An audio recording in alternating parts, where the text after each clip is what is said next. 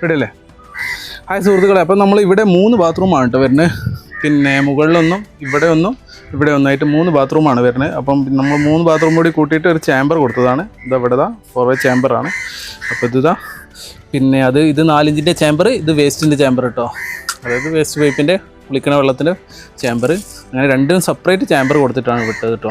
ഇവിടെയാണ് 3 ബാത്റൂം കൂടിയിട്ട് ഇങ്ങനെ കുയിലേക്ക് പോണ രീതിയിലാണ് ചെയ്തത്. അപ്പോൾ ഇത് ഏകദേശം നമ്മൾ ഫ്ലോർ ലെവലാണ് കേട്ടോ. ഉണ്ടോ?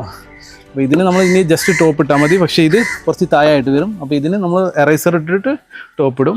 എറൈസർ നമ്മൾ പിന്നെ ഫ്ലോർ ലെവൽ കണക്കാക്കിയിട്ട് കട്ട് ചെയ്യും കേട്ടോ. എന്നിട്ട് ടോപ്പ് ഇടുകയാണ് ചെയ്യുന്നത്.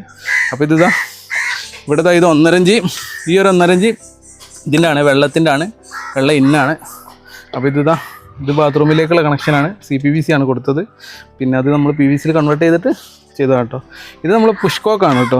അതായത് സാധാ ക്ലോസറ്റിന് പുഷ്കോക്ക് കൊടുത്തതാണ്. അതിന് സെപ്പറേറ്റ് വാൾവ് കൊടുത്തിട്ടുണ്ട്. പിന്നെ 1.5 ഇഞ്ച് ഈ ഒരു ഭാഗത്തേക്ക് മാത്രം സെപ്പറേറ്റ് അടിച്ചതാണ് കേട്ടോ. അതുകൊണ്ട് തന്നെ പുഷ്കോക്ക് ഉപയോഗിച്ചാലും പിന്നെ വെള്ളത്തിന് ഫ്ലോയിലൊന്നും മാറ്റം വരില്ല.